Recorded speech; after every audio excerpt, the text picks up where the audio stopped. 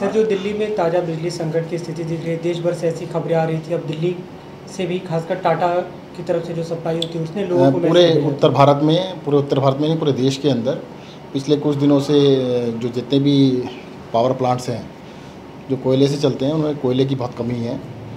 दिल्ली को जिन भी power plant से बिजली आ रही है सभी के अंदर जो कोयले का मिनिमम स्टॉक 1 महीने का रखना होता है 30 डेज़ की बजाय अब कम होते हुए 1 दिन का रह गया है। तो कोयला बिल्कुल नहीं है किसी के पास भी। और केंद्र सरकार से हमारी अपील है कि रेलवे वैगन्स का इंतजाम किया जाए और कोयला जल्द से जल्द पहुँचाया जाए। और वैसे भी जितने प्लांट्स हैं वो 100% कैपेसिटी पे नहीं चल रहे हैं, वो अपने मिनिमम जो कंडीशन होती है 55% पे चला रहे हैं। तो जितना प्रोडक्शन करना चाहिए उससे भी अधिक प्रोडक्शन पे चला रहे हैं। तो इस टाइम पर डिमांड भी कम है, उसके बावजूद भी देश के अंदर 3,40,000 मेगावाट की इंस्टॉल्ड कैपेसिटी है।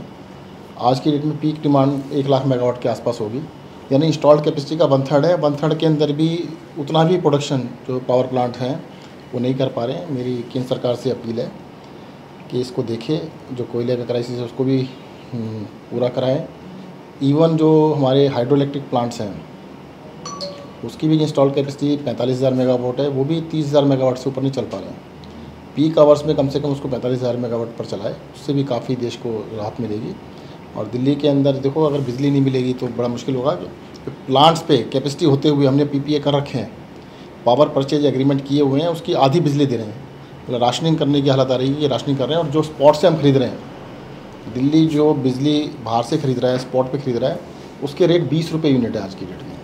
सर, मुख्यमंत्री ने चिट्ठी भी लिखी है, प्रधानमंत्री को मांग की है। उन्होंने उस चिट्ठी में इसका जिक्र भी किया है कि कहाँ से कितनी सप्लाई मिल रही है, उसमें बढ़ोतरी होनी चाहिए। जी, पूरा डिटेल में लिखा है और वो रिक्वेस्ट की है। मैं फिर से कह रहा हूँ कि जो गैस भी है, गैस भी नहीं दे रहे हैं, कोयला भी नहीं दे रहे हैं, बिजली बनानी बंद कर दी है। तो ये क्राइसिस कहीं ऐसा तो नहीं मैनमेड है कि भाई इसको क्राइसिस। आपने जो रेट बताया 20 रुपये, जो वो क्या कुछ रेट है सर? 20 रुपये यूनिट में स्पॉट पे खरीदनी होती है। मतलब बिजली जिस प्लांट से PPA है वो दे नहीं रहे। PPA सारे मैक्सिमम NTPC के साथ है। NTPC के साथ हमारे 3,500 4,000 मेगावाट के एग्रीमेंट है, उसका आधा बिजली मिल रही है।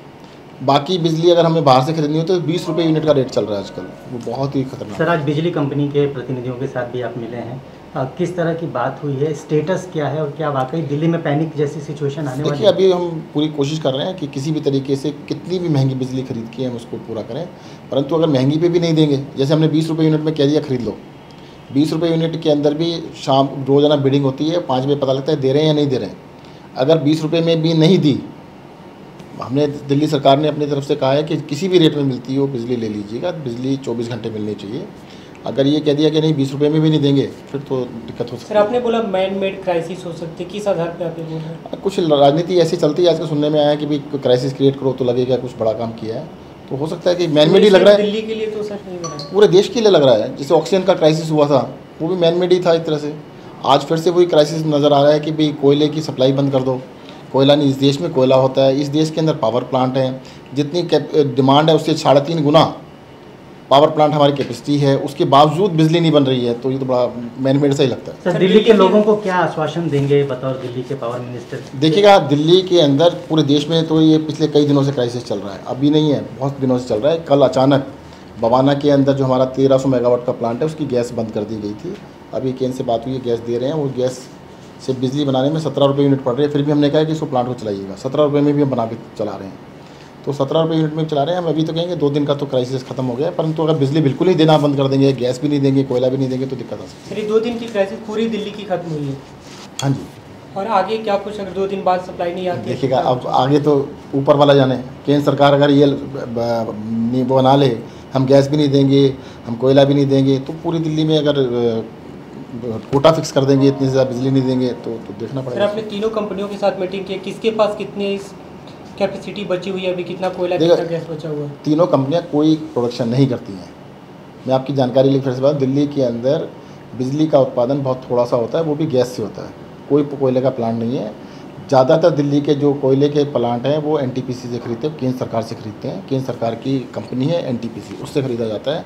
और वहाँ पर कोयले की आपूर्ति सिर्फ 1 दिन की बची है, और वो भी 50% प्रोडक्शन के लिए।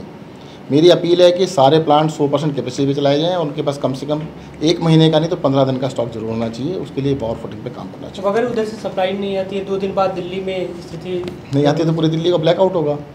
अगर आप तो मजाक सा कर रहे हैं कि अगर वो बिजली नहीं देंगे तो क्या करेंगे भाई। केंद्र सरकार की कंपनी एनटीपीसी कल को देंगे नहीं दिल्ली को बिजली तो बंद होगी।